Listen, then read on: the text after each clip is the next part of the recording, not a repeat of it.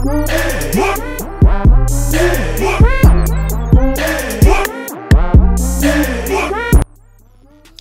going on YouTube? It's your boy Ron back with another video. Before we get started, if you're new to the platform, please subscribe. OGs, I appreciate the love and support. Make sure y'all hitting that bell notification, that way I know when I'm uploading. And hit the like button because it helps with the algorithm. It helps me reach a broader audience. Also, if you like the music that you hear, the distro kid link is in the description. Support your boys, support the music. Alright, so this clip was sent to me by a subscriber. Shout out to Gail Nelson.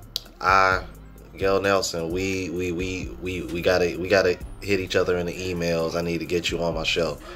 I mean, if possible, with your husband as well. But you know, I'm like, my guess is he's probably a very busy person. If we can just get you on, that'll work as well. But after seeing the reaction that I got from my live yesterday, with a couple that I interviewed. I definitely would love to see more, like interracial couples, you know what I mean? Or even if they are the same race. I'm like, I really don't care, man. I just want to get more and more people on. Because I love the positive response that I got from having the couples on, like, even from the women. So that was pretty dope. This clip right here is basically calling out the hypocrisy of women, man. I ain't gonna waste my time talking too much because I've already talked too much. Let's go ahead and jump into it. Where someone was willing to be brave and tell the truth. The article was titled "Female Sex Tourism is on the Rise and Black Women Do It Too." And I just want to start off by saying, notice the date on this. This was 2017. So they've been doing this. From what I hear, some people say, I'm like, women been doing this for decades. So it's kind of funny that men are getting shamed so hard for it when in reality these men are actually leaving to get relationships. I'm like, y'all ladies been doing this for decades just to get dick. But we're getting shamed? Okay. Let's keep it moving. This article was very informative, and I will leave a link in the description for you guys to do your own follow-up and research, but there is hardly anything out there. They're just pretending that this just does not happen. You want to know why, Gail? Because anything that suppresses a woman's sexuality nowadays, it's seen as oppression. But deep down, they know that men are biologically disgusted by this. So what they do is they sweep it under the rug, so that way, what I like to call safety nets. Those guys that they know that's going to be waiting for them after they done with the 304 activity. That's why they do it. Let's keep it moving. So in this article, the author went and polled Caribbean men, and when contemplating the larger picture of what you leave behind after your trip to Cuba, the action of taking care of these men can have rippling effects within the local community. While women will see this as romantic, is it really anything more than rent a date? Do you speak his language or only listen to his compliments?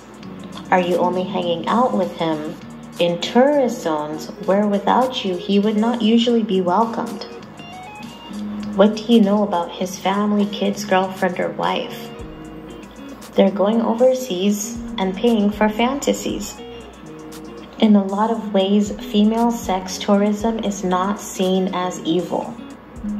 Women engaging in holiday affairs often desire something which lasts longer than a cash exchange for sex. Now, to the peso man. He's one of these detractors on YouTube that tried to push this whole sex tourism thing around Austin Holloman. Shout out to Austin Holloman. When I tell you, I find it very, very hypocritical for him to try to say that about Austin. Women been doing this for decades, peso man. Why you ain't saying nothing about them?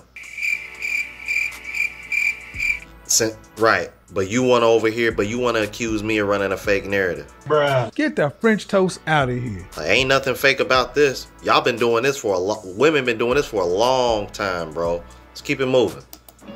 Perhaps this is why female, and especially women of color sex tourists, do not receive as much media attention as their male counterparts. Female sex tourism hasn't received as much attention in the media as male sex tourism because it's seen as harmless. You can't make this shit up. You can't make this shit up. But it's not harmless. Yeah, I heard it. And the men that are making a living off of the female sex tourists are being exploited. They're products of poor education systems, cycles of poverty, and often corrupt governments, which usually keep all the legitimate tourist dollars in the hands of multinational resorts or the local 1%. This is not harmless behavior. According to Reuters, approximately 80,000 North American women travel to Jamaica every year, and not all of them are white. When Caribbean beach boys were polled about Black American women, the men were only interested in Black American women if they were rich. Wealthy Black American women offer the possibility of not just a few hundred earned, but a chance at a green card. Yes, a green card.